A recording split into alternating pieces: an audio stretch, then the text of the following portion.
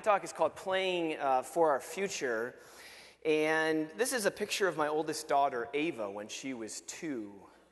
And when Ava was 2, she went through a very intense mommy-only stage. Maybe some of the parents know what I'm talking about. This is basically where a child decides that only one parent is going to do everything. And for Ava, this meant that usually at the end of dinner time, she would announce, mainly to me, that only mommy was going to do bedtime. And no matter how hard I tried to integrate or bust through that, her demand intensified. And it usually ended in a full-scale meltdown if I pushed too hard, and that's disaster when you're getting ready for bedtime or bath time as a parent. But one day I decided to try something different. I said, Ava, how would you like to journey through the world of flying machines with me? She looked at me kind of shocked. She's like, Dad, what are you talking about? I'm like, well, hey, come on over here. We finished dinner, and we went over the foot of our stairs that lead up to our bedroom. And I said, okay, jump on my back. And she jumped on my back. And then I started counting down. I started going 5, 4, 3. And I'm making all these crazy rocket ship noises. And then 2, 1, blast off. And I ran up the stairs as fast as I could. She was giggling, laughing. Then I dropped her in her bedroom, and her mom did bedtime. But she said, Daddy, can we do that again tomorrow night? And you can see where this story is going. Pretty soon I was a jetpack. I was an airplane. I was a hot air balloon. I was everything. But what happened was Ava loved the ritual. And pretty soon my exile really from bedtime had completely vanished. And instead of disconnection with Ava, I was on the road to connection. And this was really the first kind of real experience I had with the power of play. Maybe you remember your parents playing with you. And it really sparked a passion. It lit a fire in my belly, to quote Charlie. And I started basically researching and reading everything I could get my hands on that related to play. There have been 3 TED Talks on play. You're at the 4th and most important. Just kidding. So I was basically reading everything. And what I was reading scientifically confirmed what I intuitively felt. Play is really, really good for kids, and it's good for adults too. And this isn't new news to anyone in here. I doubt it. But when it comes to child development, and perhaps even adult happiness, science is pretty clear. Play actually can arguably alone do it all. And that's pretty amazing. But the other thing I discovered was that things right now aren't looking so good for play. In fact, everywhere you look, play is being marginalized. Gym classes are getting cut. Recess is being shortened, if it even happens. Community funding for parks in city budgets across the country is usually an afterthought. Some new schools, especially urban schools, don't even have playgrounds. And kids just aren't playing much at all anymore. And I think there are 3 big reasons for this kind of marginalization of play. And I want to go through each of those very quickly. If we can get this to change here. Okay. The first is screen time. This isn't new news to anyone. Screens of various shapes and sizes are invading all of our homes across the country. If you give a child a screen-related activity, a choice between a screen-related activity and a play-related activity, they're going to choose the screen almost 90% of the time. 90% of the time. Second big anti-play force is what I call our obsession with safety. This is actually the new currency in parenting. This is it. No more wiffle ball, no more kickball, no more tag, no more dodgeball, and in fact, while we're at it, no more high fives and no more hugs. Let's just keep our hands to ourselves, kids, and we'll all be safe. What's really happened is we've become more frightened of a skinned knee or a bruised feeling than life's real dangers, apathy, and stifled creativity.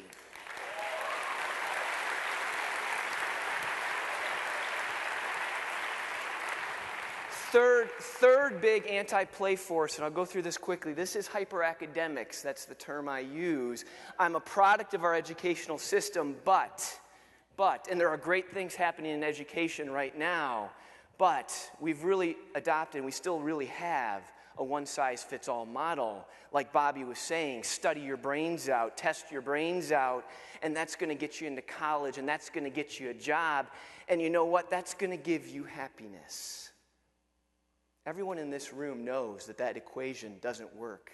Probably didn't work for any of us. It doesn't work for the vast majority of children, yet we continue to give it credence and steam. So those are the big forces against all of these. These are just words, actually, that describe different kinds of play. And in my research, this is really where things started to come alive for me on the page, because I kept thinking, it's all right here, it's right here. And this is where the table started to turn for me, and hopefully they'll turn for you. And what I mean by that is not all of these are created equal. They're not all created equal, especially when it comes to child development. In fact, there's one type that actually rises above the rest, and we've actually kept it silent. We've kept it silent because we're afraid of it. Because we're afraid it'll create hyperactivity and chaos, where actually it does everything in the opposite direction. The animal kingdom in general is great at it. And what I'm talking about is what I've been working on for the past 4 years, and that's rough-and-tumble, rowdy, interactive, physical play between parent and child. Did your mom and dad wrestle with you? What is it? Well, first of all, anyone can do it. Moms, dads, sons, daughters. Anyone can do it. And it's what you think it is. It's what Rob talked about this morning. It's pillow fighting. It's playful wrestling. It's not dominant wrestling. But it's also set and planned. It can be a flip or a twirl that you've been working on with your parent. It can be a physical challenge like jumping over a creek without getting wet or jumping off this stage and landing safely. But why is it the all-star? Why did it just jump out at me? Why did I say, oh my gosh, this is it. This has got to be talked about. And the reason is there's this triangle of benefits that kids are given when their mom and dad engage with them in this way. I'm going to hit each of these. It's intelligence, creativity, and connection. That was the triangle. We'll start for the hyper-academics. We'll start with intelligence. So what actually happens in a roughhousing playtime when mom and dad are actually wrestling with kids? Well, there's multiple parts of the brain firing all at once. And this is called simultaneous activation.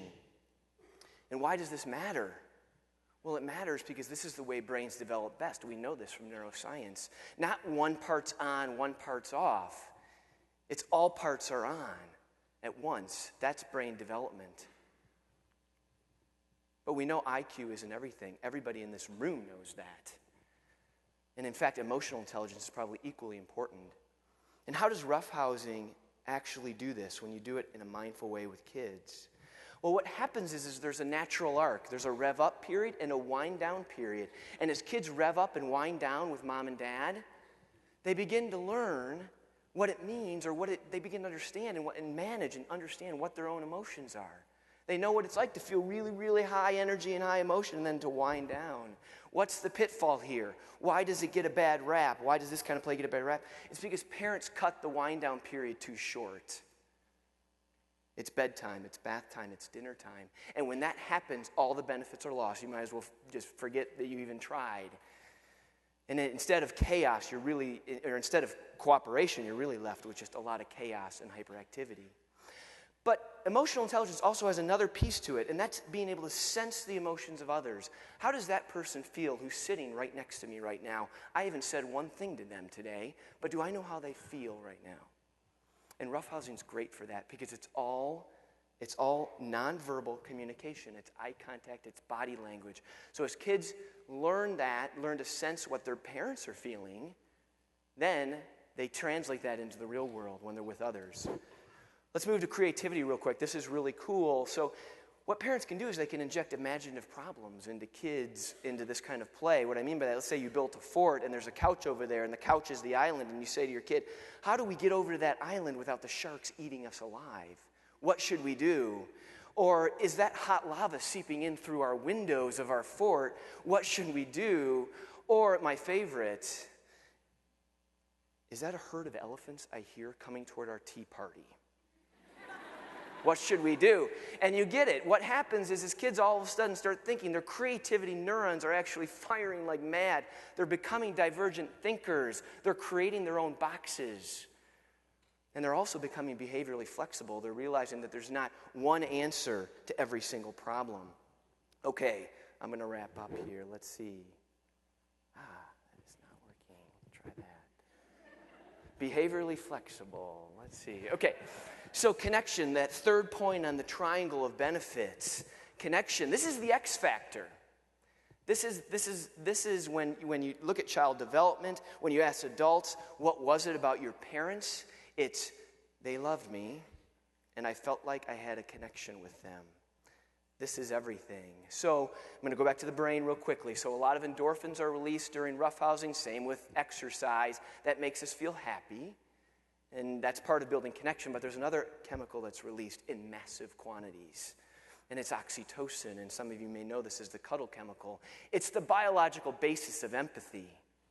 It's the physiological foundation of connection, and when parents actually roughhouse with their kids in a mindful and healthy way, it's released like none, like it's just massive, and I can't even stress that more, but there's nothing like it that brings out deep feelings of love, affection, and connection. So I'm going to leave you with this simple truth, and I'm going to take it to the city level here if the technology, there we go. Okay, so we're all thinking about how to power our Detroit right now. And I'm going to pose this, that in order to power our Detroit, we must empower families. So think this. Think this. These are happening in those states. Think this. This is mattress rafting. It's awesome. Awesome. There is a helmet on there for the safety people out there.